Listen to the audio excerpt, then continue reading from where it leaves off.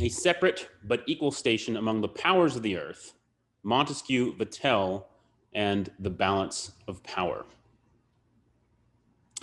However one judges the policy successes and failures of the Trump years, one achievement will, I think, stand out to history: the reassertion of an authentically nationalist vision of foreign policy. Such a vision rejected both the crusading imperialism of the Bush years and the apologetic self-flagellation of the Obama years. It asserted that America was a free and sovereign nation, responsible for making its own decisions in the world and putting the interests of its own people first. But it denied that America should seek to be an empire, imposing its values on the rest of the world. Indeed, by refocusing American attention on the threat of imperialist China, the Trump administration channeled American foreign policy back into its natural course, as the heir to the anti-imperialist self-conception of Protestant Britain, a self-conception that the founding fathers had consciously embraced. What many miss, however, both friends and foes of the new nationalism, is that this nationalism is not merely the assertion of a national ego, but a principled stance. It is vigilant both against other nations' over-assertions of power and against our own over-assertion of power. It recognizes that the order of nations is a moral order, just like the moral order that binds together individual human beings. It denies that a global government can enforce this order on free states in the way that a civil government can legitimately enforce order on free individuals. But it demands that statesmen nonetheless keep this moral order constantly in mind, so that international relations do not generate into cynical realpolitik or scrambles for maximum hegemony. In short, this nationalist vision summons us back to the quite radical claim of the Declaration of Independence for America, quote, to assume among the powers of the earth the separate and equal station to which the laws of nature and of nature's God entitle them. Long before the phrase separate but equal became irrevocably associated with civil rights debates, it denoted this key principle of nationalism, that every self-governing nation has an equal right to order its own affairs without domination by any other, but within the limits of natural law. However self-evident Jefferson thought this claim was, though, it was anything but in the 18th century transatlantic world. On the one hand, the powerful empires of Europe scoffed at the notion that petty republics, like the US, deserved anything like an equal station alongside their illustrious monarchs. On the other hand, Enlightenment philosophers speculated that since nations were only collections of free and independent men, they should not claim a separate authority vis-a-vis one another, but should see themselves as part of a Chivitas maxima, a great world community governed by the law of reason. Today, the claim is apt to surprise in the opposite direction. In 1776, it seemed absurd to claim that a feeble confederation of 3 million people could assume an equal station alongside mighty empires. Today, it may seem absurd to claim that a powerful empire of 330 million people should occupy an equal station alongside Cameroon and Cambodia. Of course, there will always be massive power differentials among nations, as between individuals. But what the Declaration asserts is that there remains a fundamental moral and legal equality that should regulate their interactions, stiffening the spines of the weak and humbling the pride of the powerful. The foundations of this conviction lie deep in the European prehistory of the American Republic. In this lecture, I'm going to take you on a whirlwind tour of some of these foundations before turning to the fuller development of this humane nationalism in the thought of two 18th century giants, the Baron de Montesquieu and Emer de Vattel. So, section 2, Lords of all the world, the long war against universal empire. In the famous preamble to the 1533 Act in Restraint of Appeals, Thomas Cromwell declared, on behalf of his royal master Henry VIII, that by diverse sundry old authentic histories and chronicles, it is manifestly declared and expressed that this realm of England is an empire. As in Thomas Jefferson's phrase, the empire of liberty, however, there was a self-conscious irony in this formulation. After all, what could it mean to speak of an empire with the indefinite article? Everyone in Europe at this time knew, after all, that there was but one empire, but one Dominus Totius Mundi, Lord of all the world. And that was Charles V, the Holy Roman Emperor. Now, we might chuckle at the incongruous title now, remembering Voltaire's quip about the Holy Roman Empire. But we should realize just how great a hold the mythos of Rome still had on the imagination of Europe 11 centuries on. In their own day, the Roman emperors had imagined themselves to be lords of all the earth, much of it de facto and the rest of it de jure. They saw themselves as tasked by the gods with enforcing peace and order among all peoples. When Constantine had bowed the knee to Jesus as King of Kings, the universal vocation of Rome was merged with the universal mission of the Christian church, although not without tensions. In the waning days of the old empire, Pope Gelasius I summarized the new understanding. Two powers there are by whom this world is governed, he said. Although this is frequently quoted as an affirmation of spiritual and temporal authority in the abstract, Gelasius' formula quickly took on a more precise meaning. That there were two specific powers. There was the Bishop of Rome and the Emperor of Rome, each of whom was tasked with the governance of the whole world. Although, for many centuries that followed, it was hard to say precisely where the legitimate Emperor of Rome was to be found, or how to square his paltry powers with his exalted official claims, by 1519, the gap between rhetoric and reality had at last closed, as Charles V, King of Spain and Naples, Duke of Burgundy, and Lord of the Indies, took the imperial crown. Although the invasions of the Turks and the splintering caused by the Protestant Reformation thwarted Charles's imperial ambitions, he was still able to bequeath a lordship of a great part of the world to Philip II of Spain, whose title to most of the East and West Indies was guaranteed by the Pope, and whose armies and fleets held much of Europe in awe. However, when in 1588, Queen Elizabeth successfully rallied the resources of her island kingdom to defeat the invasion of the Spanish Armada, a powerful nationalist vision was born in Europe's leading Protestant nation. For the next century and a half, the English would see themselves as a small but independent people, making no claims to wide dominions, but with a powerful navy that could hold their own in the seven seas.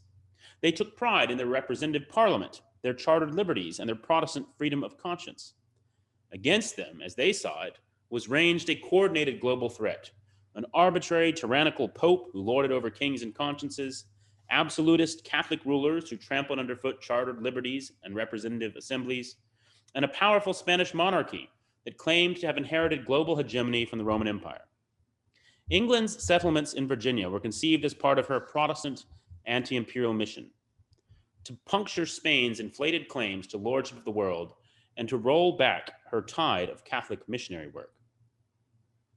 Now, although England's self-image at this time was unduly flattering, to be sure, the 17th century offered little evidence to challenge this narrative of a freedom-loving David against a despotic Goliath. While Spain and her Habsburg cousins in Austria declined in power, they showed little inclination to moderate their claims, liberalize their governments, or stop persecuting their subjects. Meanwhile, France was fast on its way to inheriting her mantle. The Stuart monarchs in England, aping French ways and marrying French princesses, sought increasingly to rule without parliament, and finally, under James II, without Protestantism. The Glorious Revolution of 1688 was prompted not merely by James's growing threat to English constitutional liberties, but by what looked like a mortal threat to Protestantism and national independence in Europe. Louis XIV, the most Christian king of France, saw himself as a new Charlemagne, tasked with restoring the purity of the Roman Catholic faith and the glory of the old Roman Empire throughout Europe. French domination was evidenced in the rise of the French language as the lingua franca of Europe, as one French writer of this period celebrated. Quote, "It is, Monseigneur, with this beautiful and glorious language that Louis the Great gives laws not only to his own empire, but also to Europe entire, so that other sovereigns appear to think it glorious and a matter for serious application to learn French solely in order better to understand the wishes of a prince whom they all recognize as their sovereign judge. The French language has already established something like a universal monarchy, not only over all the other languages, but also over all the nations, where it has gone as if to mark out the places where our sovereigns shall one day make themselves heard and obeyed. By the early 1680s, Louis had undisputed military hegemony on the continent. And when in 1685 he revoked the Edict of Nantes and began exterminating French Protestantism, the English became eager to join a pan-Protestant league led by William, Prince of Orange, and ultimately invited him to take their throne. So, section 3, Montesquieu and the Anglophile reaction against imperialism. The crowning of William and Mary in 1689 committed England firmly to the doctrines of a balanced constitution at home and a balance of power abroad, doctrines which served as the two pillars of British pride and policy for the next 75 years. By the former, the rights of Crown and Parliament were delicately equipoised, and the rights of ordinary Englishmen protected by the English Bill of Rights and by an increasingly independent judiciary. Liberty was guaranteed and popery excluded. Property was also guaranteed. By the latter, the balance of power, England was committed to a broad European alliance of mostly Protestant states that were committed to resisting French domination and maintaining a relative equilibrium on the continent. They seemed to have briefly achieved this goal by the end of the War of the League of Augsburg in 1697.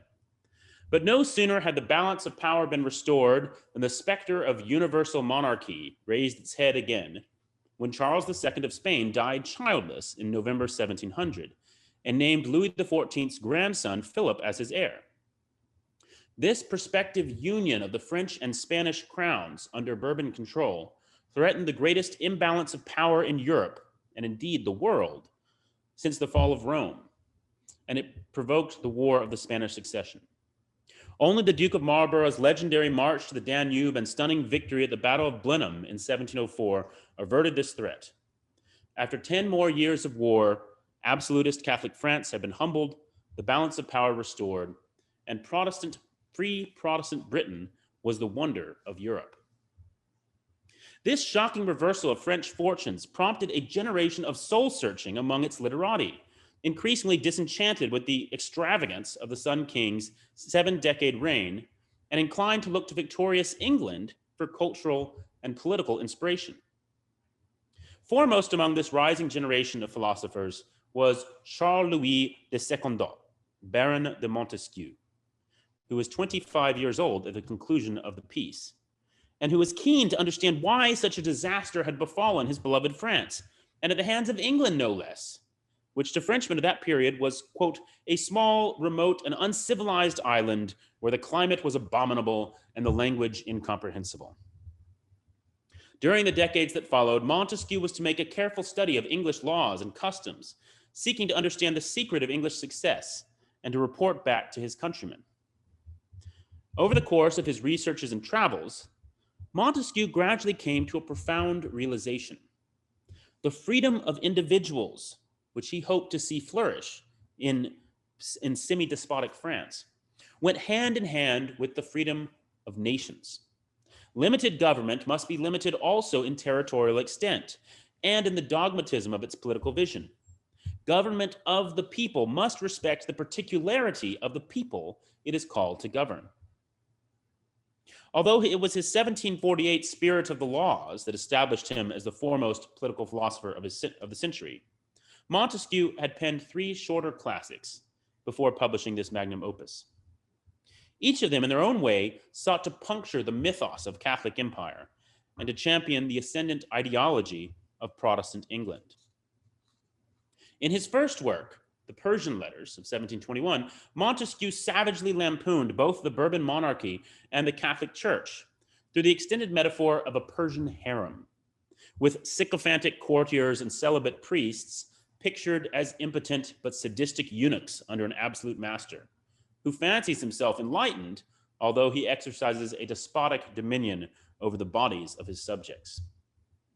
Montesquieu followed this bestseller with a work that proved too controversial to publish, his Reflections on Universal Monarchy, which Paul Ray has called an angry diatribe against Louis XIV and everything for which the Sun King of France had once stood. Rather than launching a frontal attack in this work, then, Montesquieu decided to tackle the same subject obliquely in his 1734 Considerations on the Romans, in which he sought to show how the Roman Republic had lost its freedom and virtue when, in its thirst for expansion, it became too large to govern by republican means and had to resort to despotism. This was a subversive narrative in early modern Europe. After all, for nearly 10 centuries, a succession of rulers had sought to model themselves on Roman emperors and had promised their subjects that they would offer an imperial peace to match the Pax Romana. But Montesquieu argued that Rome was a warning to be heeded rather than an example to be followed. And in his final work, he wanted to point a better way forward by praising the remarkable constitution of the modern-day Carthage, the commercial rather than military power that was Great Britain. However, despite his regard for the English Constitution, which he praises in the spirit of the laws, he was singularly uninterested in proposing any one form of government or any one code of laws as the blueprint for all nations. After all, that was exactly what the divine right absolutism of Louis XIV had sought to do. A monarchy like France's was the only Christian form of government, and as the most Christian king, the French monarch could justly aspire to rule over all others. This political universalism, aspiring to domination over foreign nations, went hand in hand with despotism, the domination of one's own nation. Montesquieu would not have been at all surprised the political universalism of the French Revolution ended in the despotic imperialism of Napoleon. A humbler politics, he argued, was necessary for durable freedom. Such humility stemmed from a recognition of the dazzling diversity of human affairs. While Montesquieu did not challenge the Christian natural law tradition of universal morality, he recognized a wide gulf between the idea of a universal morality and a universal politics. He begins The Spirit of Laws by asserting, in fairly traditional terms, that, quote, law in general is human reason insofar as it governs all the peoples of the earth, and that each nation's particular laws are, quote, only the particular cases to which human reason is applied. Laws should be so appropriate to the people for whom they are made that it is very unlikely that the laws of one nation can suit another. Many of his predecessors had left the matter there, acknowledging the unity of the moral law and the variety of the civil law, but without attempting to explain this gap. However, Montesquieu made it his ambition to explore all of the obstacles that human reason must navigate in attempting to frame good laws. Quote, laws must relate to the nature and the principle of the government that is to be established or that one wants to establish. They should be related to the physical aspect of the country, to the climate, be it freezing, torrid, or temperate, to the properties of the terrain, its location and extent, to the way of life of the peoples, be they plowmen, hunters, or herdsmen. They should relate to the degree of liberty that the Constitution can sustain, to the religion of the inhabitants, their inclinations, their wealth, their number, their commerce, their mores, and their manners. They must be considered from all these points of view. In effect, this was to propose a new science of politics, one which avoided moralistic declamations about what was best in favor of concrete demonstrations of what was good for different peoples, climates, and cultures. Montesquieu follows through on his promise to investigate all these relations, peppering his massive tome with examples drawn from ancient Greece, modern Japan, and everything in between, to explain why seemingly contradictory laws might each make sense in different contexts. After completing his exhaustive survey, Montesquieu admits that the dream of an international legal code has been a seductive one in all ages, sometimes seizing even great spirits like Charlemagne, but infallibly appealing to small-minded men. He says, quote, they find in it a kind of perfection they recognize because it is impossible not to discover it. In the police, the same weights, in commerce, the same measures, in the state, the same laws, and the same religion in every part of it. But is this always, and without exception, appropriate? Is the ill of changing always less than the ill of suffering? And does not the greatness of genius consist rather in knowing in which cases there must be uniformity and in which differences? So, section 4, size matters, pluralism, despotism, and the separation of powers.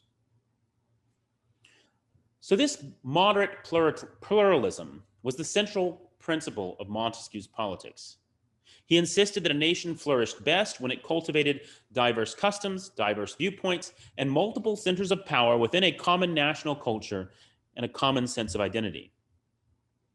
But this principle applied also to international relations. The world, he argued, flourished best when it was populated by medium-sized individual nations, governed diversely in accord with their diverse geographies, climates, and religious traditions, and incrementally pursuing justice and liberty in ways that were consistent with the limitations of their histories and cultures. Montesquieu is often celebrated for his analysis of the three basic forms of government: the democratic republic, which runs on virtue and public spiritedness; monarchy, which runs on hierarchy and the sense of honor; and despotism, which runs on fear and raw power. What is less often noted, however, is Montesquieu's correlation of these three with polities of different sizes. He notes that republics generally take shape within very small territories, in which the unity of a people can be more clearly perceived and felt, and it's conceivable to set aside private interests for the sake of the public interest. The conflict of local interests versus general interest does not arise in such a small republic, precisely because it is so small. And so the republic can exhibit a great deal of uniformity without overt oppression. In the republic, each citizen can see each of his fellows as an equal, because the same common identity encompasses all. The virtue that sustains such republics is, quote, love of the homeland, that is, love of equality. Such were the classical republics of Greece and Rome at their best. Montesquieu goes on to note that the only way of adapting a republican form to a large territory was by means of a confederated republic of smaller republics, a suggestion that his American followers were later to put at the center of their constitutional experiment. Now, despotisms also seek unity, but they do it through a top-down enforcement of order upon diverse peoples with different customs and interests. In the large territories that they rule, no common identity is possible, and there can be no pretense of substantive equality. The only equality is the equal subjection that each member has to a government in which he has no stake or participation. By replacing love of the homeland with fear of the ruler, a despotism can succeed in maintaining political order over a territory that's too large for anyone to call a homeland. In so doing, the despotism preserves the illusion of peace, but it is an empty peace. Quote, while the principle of a despotic government is fear, its end is tranquility. But this is not a peace. It is the silence of the towns that the enemy is ready to occupy. Between these two, the small republic and the huge despotism, lies at least the possibility of a moderate government that can preserve freedom within a society that is large, but not too large. This is the Goldilocks form of government for Montesquieu. And this, he thinks, is the characteristic form of early modern European monarchies. Although they are far from perfect, Montesquieu has plenty of critical remarks about the vices of monarchies. They offer a workable political form for geographically, culturally, and religiously diverse societies, at least up to a point. Such monarchies govern by means of laws that are anchored in the received customs of its people, which generally means accepting a certain amount of regional variation. So, for instance, Montesquieu resented the incursion of the Roman civil law tradition into a French legal system that had once been based, like England's, on customary law. This also means accommodating multiple centers of power within the nation, each of which had a constitutional role in speaking for and defending a different class or constituency. Quote, intermediate, subordinate, and dependent powers constitute the nature of monarchical government, that is, of the government in which one alone governs by fundamental laws. Comprising as they do such diverse societies, monarchies can rarely count on the kind of civic virtue and mutual sacrifice that classical republicanism does. However, if one spring is missing, quote, monarchy has another, honor, that is the prejudice of each person and each condition.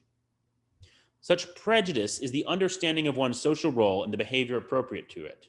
It is the result of a long, slow acculturation of custom and hierarchy, reinforced by law, which enables each to understand his rights and his duties, permitting individual freedom while preserving a stable society. So, section 5, Expansionism and the Death of Liberty. Even the best constructed monarchies, however, can often find themselves teetering on the edge of despotism. Monarchy relies on a delicate balancing of the existing powers and institutions in a society. And if the monarch does not preserve this balance, it will collapse. Montesquieu warns that, quote, a monarchy is ruined when a prince believes he shows his power more by changing the order of things than by following it. One of the chief ways in which monarchs are tempted to change the order of things is to seek to aggrandize themselves by conquest. This is not even usually wise in the perspective of grand strategy, he notes. Since an expanded territory may have less defensible borders and more hostile neighbors than a kingdom of moderate size. However, this expansion, more importantly, is harmful to the cause of liberty. Quote, if the territory were quite extensive, the principal men of the state, being great in themselves, away from the eyes of the prince, with their court outside of his court, and moreover secure by the laws and by the mores from hasty executions, could cease to obey, they would not fear a punishment that was so slow and so distant. Accordingly, he says the ruler would have to resort to more despotic means of control. This self-defeating character of territorial expansion was to play a decisive role in the lead-up to the American Revolution. For decades, Britain had comforted herself that despite her growing power and wealth, she was fundamentally unlike the despotic empires of the past and the present. Instead of being compelled to rule despotically over the minds and bodies of countless subject peoples, like France and Spain sought to do in their vast land empires, Britain could rule the waves of the world, securing prosperity through free commerce with all. This self-conception was powerfully summarized in James Thomson's famous anthem, Rule Britannia, of 1740. Quote, the nations not so blessed as thee must in their turns to tyrants fall, while thou shalt flourish great and free, the dread and envy of them all. Rule Britannia, rule the waves, Britons never will be slaves. However, when her long-running rivalry with France and Spain ended in a crushing and climactic victory in the 7 Years' War of 1756 to 63, this narrative suddenly seemed increasingly implausible. With her vast new territories acquired at the Peace of Paris, Britain found herself the mistress of a far-flung empire that, as Montesquieu had foreseen, would be hard to rule without resorting to despotism. Writing in 1768, the great Scots political philosopher, Adam Ferguson, applied Montesquieu's insights in a stark warning to his countrymen. Quote, in every state, the freedom of its members depends on the balance and adjustment of its interior parts, and the existence of any such freedom among mankind depends upon the balance of nations. In the progress of conquest, those who are subdued are said to have lost their liberties.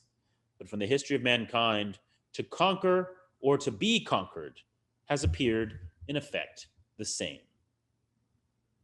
The American colonists, straining under the tightening screws of imperial bureaucracy, were apt to agree.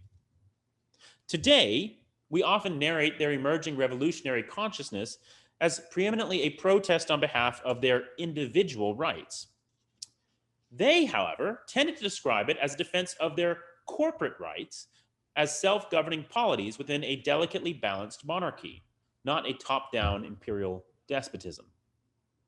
Although the colonists were initially exuberant about Britain's great victory over Catholic France and her acquisition of Canada, the Stamp Act soon convinced the colonists that Britain was in danger of losing her soul in pursuit of power, that she had become the very despotism that she had long opposed.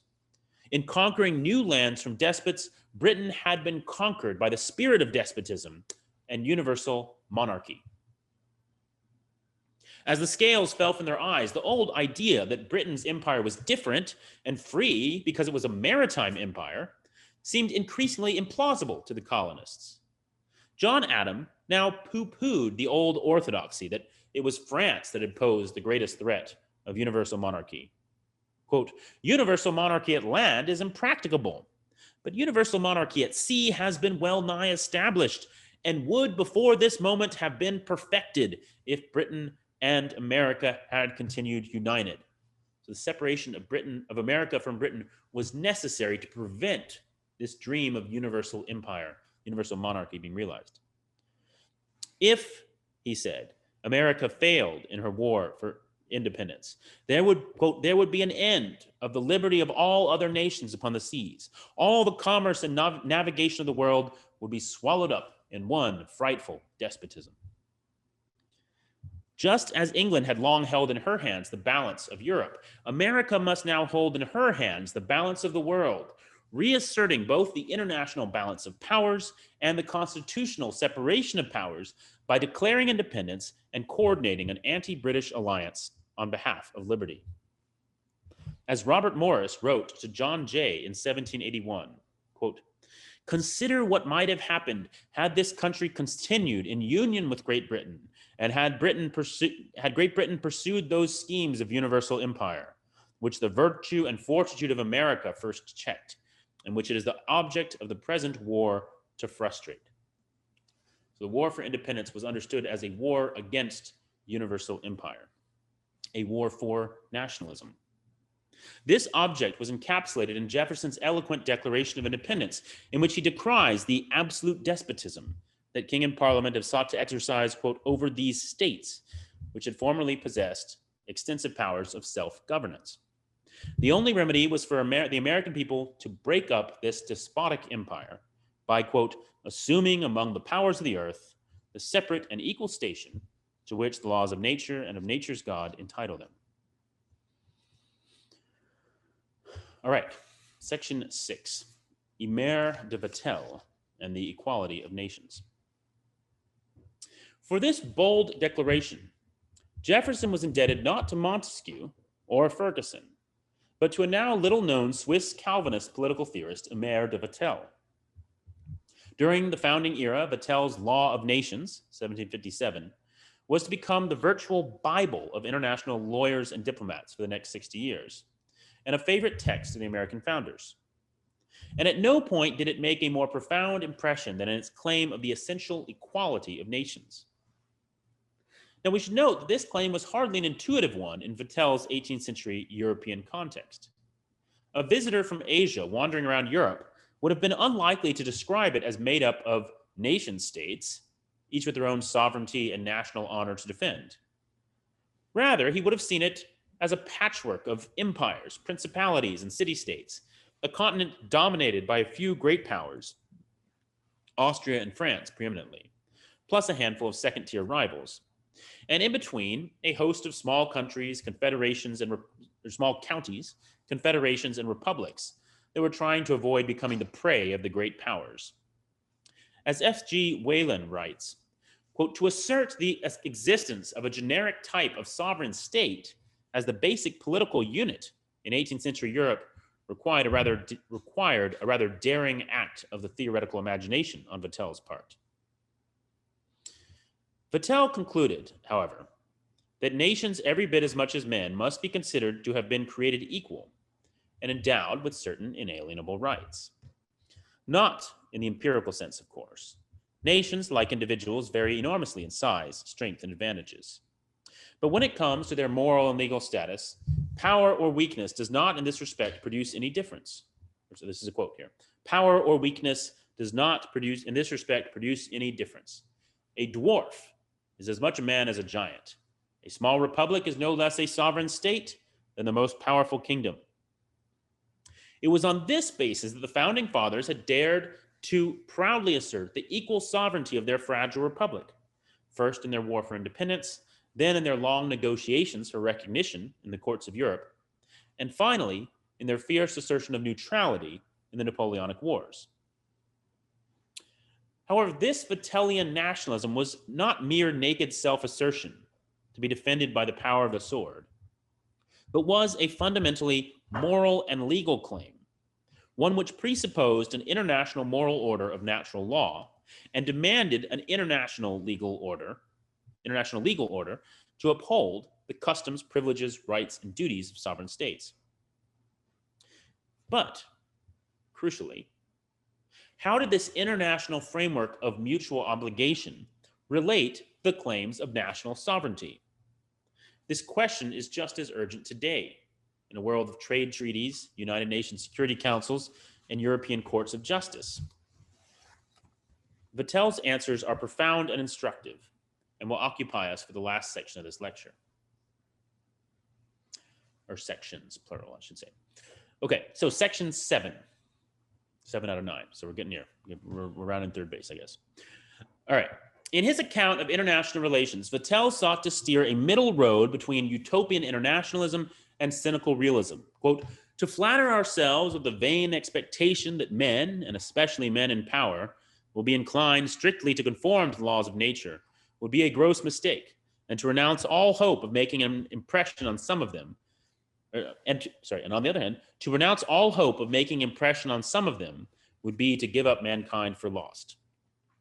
So, we can't flatter ourselves that people will strictly conform to the laws of nature, but neither should we conclude that no one will ever conform to them. The notion of a law of nature, a law of nations, or jus gentium, was at least as old as the Roman jurists of the first centuries AD. But throughout classical and medieval discussions of this topic, the law of nations always seemed something of a red-headed stepchild, alongside the much clearer and more fully fleshed out categories of natural law, divine law, and human law. Was the law of nations to be understood as the immutable natural law, only applied to nations rather than individuals? Or was it a species of variable human law? Was it merely the product of agreements between nations? Vattel was convinced that most of his predecessors, including the famous Hugo Grotius, had failed to clearly answer this crucial question. The correct answer, he intuited, was, why both, of course. It is both natural law and human law. He thus begins his work with a key distinction between the necessary law of nations and the voluntary law of nations. The necessary law of nations, quote, contains the precepts prescribed by the law of nature to states. And it is immutable and universally binding. It is the basic moral code that should govern the conscience of every statesman as they consider their responsibilities to their own people and to others. But while everyone should respect these principles, of course not everyone will. Nor will everyone always agree on how they apply in case of particular disputes. Thus the need for the voluntary law of nations, sometimes expressed through formal agreement, but often through inherited custom and tradition. By this means, nations articulate how they expect one another to behave and when they are prepared to enforce those expectations. Crucially, Vattel recognized that this voluntary law will need to be more permissive than the necessary law. There are plenty of things that nations perhaps should do that it would be utopian to demand in practice. Thus, throughout his comprehensive survey of international relations, Vattel follows a consistent pattern. First, he highlights a moral norm that should, in principle, oblige nations in their just treatment of one another. And then he notes the various ways in which it may, in practice, be qualified by the nation's appropriate concern for its own needs in a world of fragile lives and scarce resources. Vattel's qualification of justice with interest rests on a delicate balance between a nation's duties toward itself and its duties toward others. The nation, after all, he says, is a moral person. It is a body politic. It is not a mere sum total of individual wills and bodies. As a moral person, it has a moral right and duty to look out for itself. Indeed, this is a necessary precondition for helping others. Thus, while he affirms that, quote, each individual nation is bound to contribute everything in her power to the happiness and perfection of all the others, he goes on to say that these benevolent duties, quote, depend very much on its duties toward itself. After all, he who no longer exists can have no duties to perform. You've got to keep your own nation alive if you're going to be in any state to help other nations, which is a very relevant principle for the conversation nowadays about vaccine nationalism, for instance. Accordingly, the nation must ensure its own military defense and maintenance of public order and public health, as well as ensuring that all its material needs are provided for, its public goods are protected, and its trade thoughtfully regulated. However, a nation, like an individual, doesn't merely have a duty to preserve itself, but to perfect itself. And this requires strong national cohesion and unity of purpose. Quote, the perfection of a thing consists generally in the perfect agreement of all its constituent parts toward the same end, to tend to the same end. This end, or telos, of political society includes the usual priorities of mutual defense against all external violence and peaceful possession of property.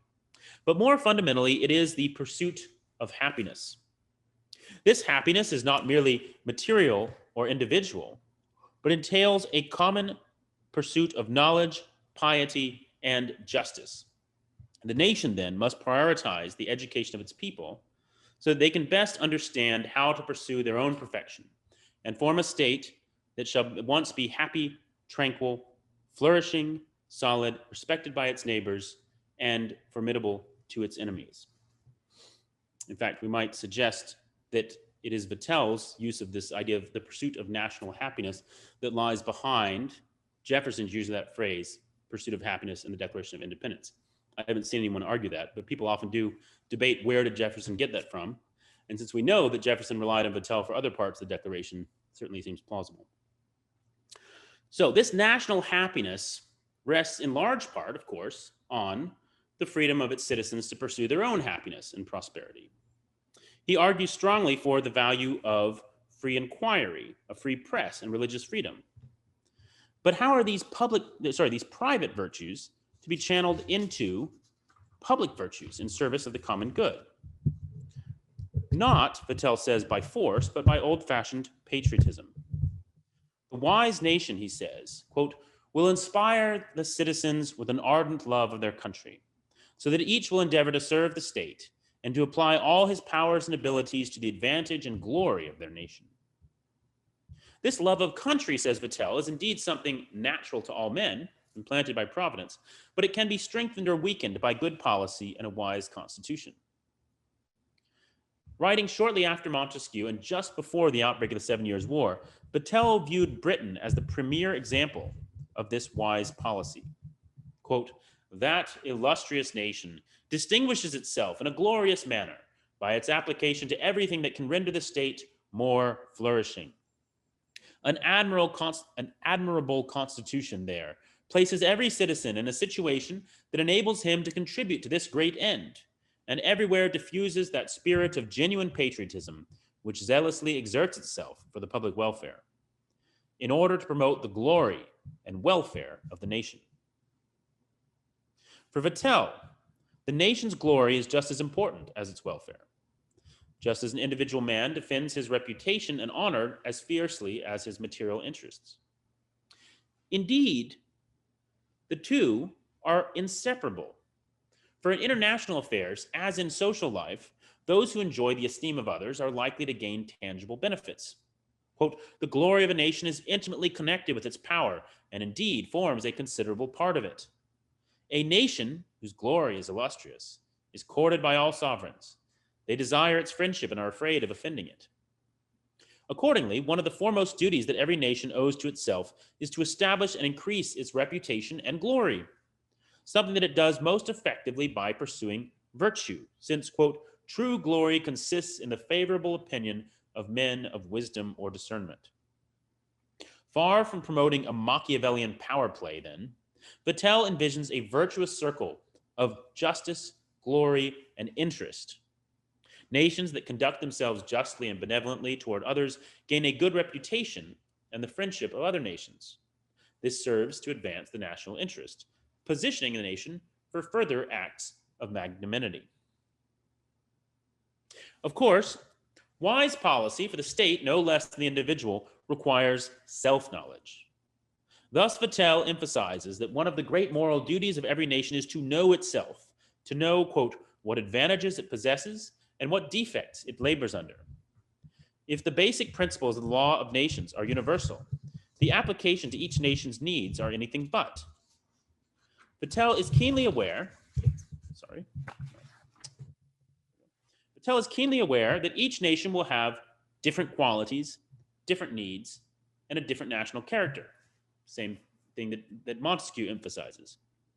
And the wise statesman is one who knows better than to thoughtlessly copy the policy of another nation. Quote, nations cannot be well governed without such regulations as are suitable to their respective characters. And in order to this, their characters ought to be known. This principle is particularly relevant to commerce and trade, which is a subject on which Vattel spills considerable ink. While he acknowledges that free trade is generally a good, all things being equal, all things are not, in fact, equal. And nations may have any number of sound policy reasons for pursuing forms of protectionism or favored trade relationships with allies. Vattel dismisses as absurd the idea that a nation could have some moral duty to allow other nations to profit at its expense, as the US has done to China for decades.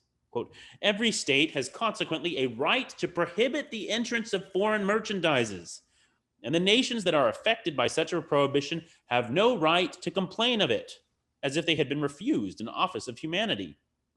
Their complaints would be ridiculous, since their only ground of complaint would be that a profit is refused to them by that nation who does not choose that they should make it at her expense. All right, section 8, Vattel and the freedom of nations. So, although the nation, like the individual, has duties toward others as well as toward itself, Vattel cautions that there are a couple of key ways in which this analogy breaks down. The law of nations cannot be simply the law of individual morality writ large. For one thing, although a nation may be a moral person, it's also a collection of persons for whom the statesman bears responsibility.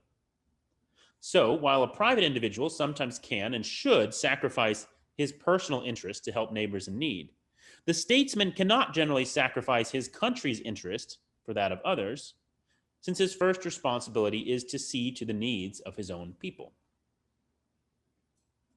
If a neighboring nation is suffering famine, the just statesman should seek to use the nation's resources to assist them, but only if there is indeed enough surplus to avoid weakening his own people.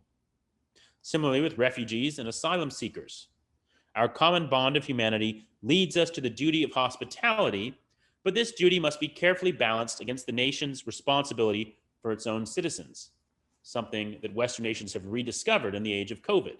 Sometimes you need to close borders for the national interest. Thus he says, quote, every nation has a right to refuse admitting a foreigner into her territory when he cannot enter it without exposing the nation to evident danger for doing her a manifest injury. Vattel gives the example of a ship of refugees infected by plague. But the principle also has wider application to the challenges facing the modern West. Quote, the nation has a right to send them elsewhere if it has just cause to fear that they will corrupt the manners of the citizens, that they will create religious disturbances, or occasion any other disorder contrary to the public safety. In a word, it is obliged to follow the suggestions of prudence. In the end, however, each nation must be its own judge of how to balance the moral demands of self-love and neighbor love. Quote, what she owes to herself, the care of her own safety, gives her this right. And in virtue of her natural liberty, it belongs to the nation to judge whether her circumstances will or will not justify the admission of the foreigner. This leads us to the most important difference between the natural law as it applies to individuals and as it applies to nations. Individuals can and do have a superior over them to arbitrate their disputes, but sovereign nations do not. This point is worth pausing to consider, since it is far from obvious to many in our day. Indeed, in Vattel's as well. Consider the liberal premise about the origins of government.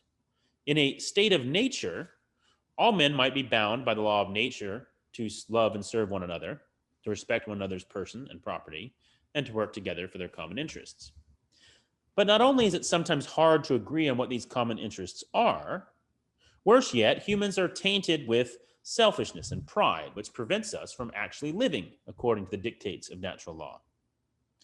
Thus, we recognize the need for civil society and civil government as a means of adjudicating our disputes, as a means of securing peace and compelling the wayward to seek the common good.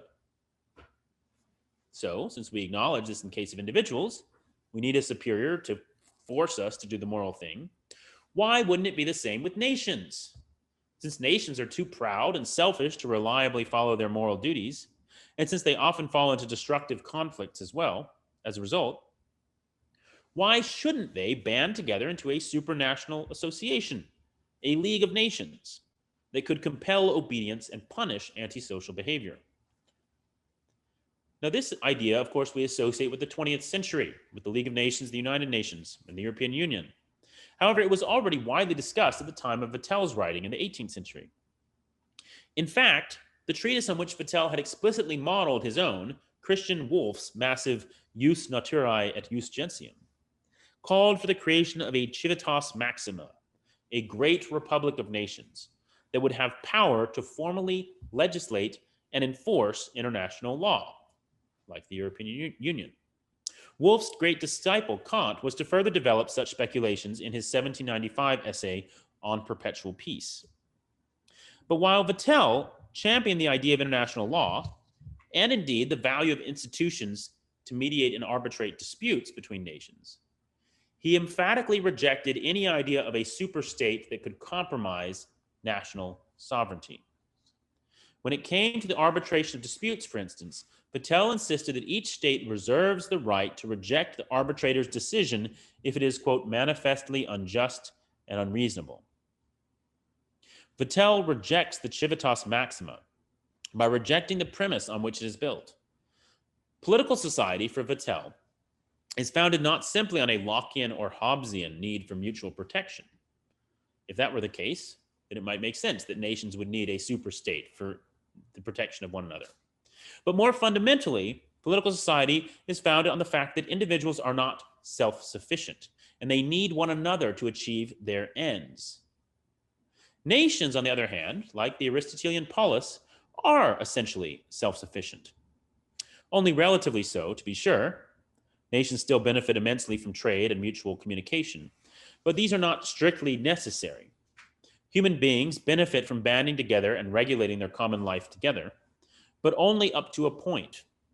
If we try to move beyond the great association that is the nation and to form an international superstate, we will pass the point of diminishing returns, and indeed will undermine the ability of each nation to effectively provide benefits to her own people. Quote, independence is even necessary to each state in order to enable her properly to discharge the duties she owes to herself and her citizens, and to govern herself in the manner best suited to her circumstances. However, in a world of large states and empires, eager to devour more territory and secure more wealth, such independence would not be guaranteed by good intentions alone.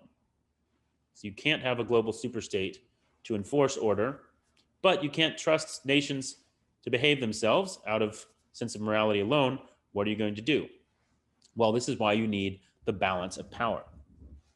In a fascinating section of his treatment of just war in Book 3 of the Law of Nations, Vattel considers whether it is legitimate to go to war to prevent a state or an alliance of states from becoming too powerful.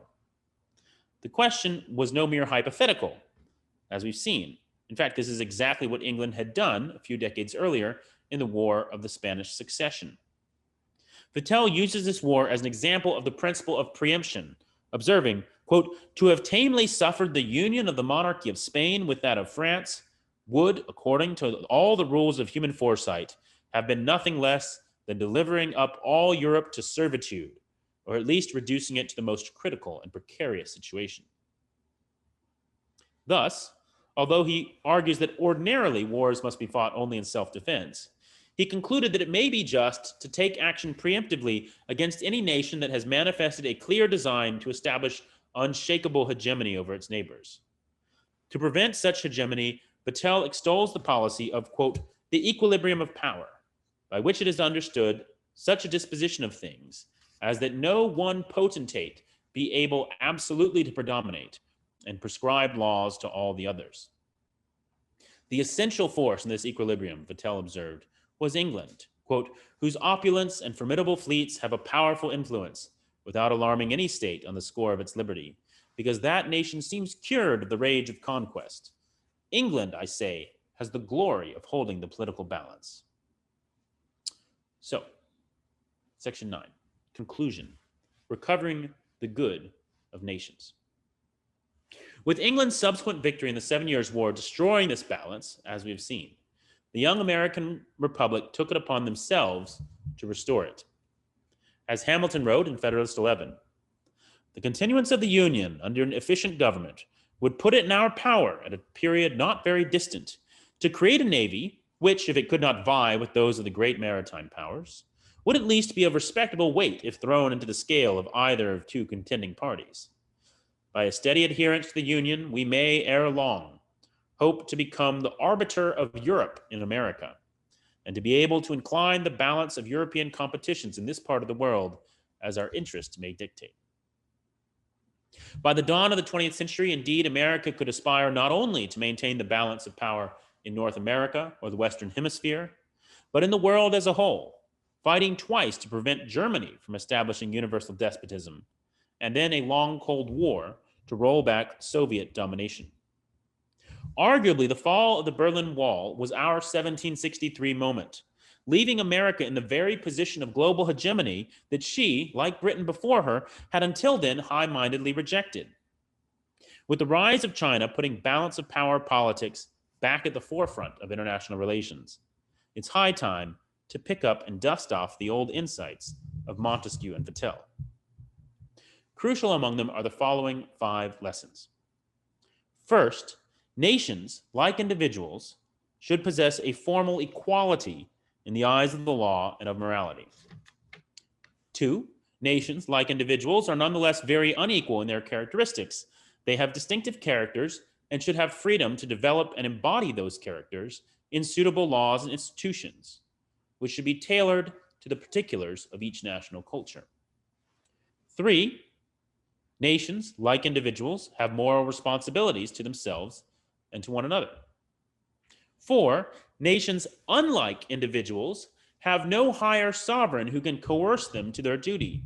International law then rests on a shared sense of honor and principle, and on a careful balance of power. 5, while small polities can be stifling and fractious, and sprawling empires can be despotic, medium-sized nations offer the best chance of maintaining both the constitutional balance of power and liberty within, and upholding the balance of power and liberty in international affairs. Each of these 5 lessons helped guide the statesmen of the American founding, as they sought to construct a unified nation out of 13 fractious republics and endow it with both the strength to assert its interests and the moral principle to defend its honor among the sovereigns of the world. The application of these lessons will look very different today, when America itself has become a sprawling behemoth, increasingly unable to maintain ordered liberty at home or abroad. Together, however, Montesquieu and Vattel can help us to resist the allure of universal empire, to thwart Chinese pretensions to such hegemony, and to reassert the good of nations in an increasingly tribalistic and globalistic world.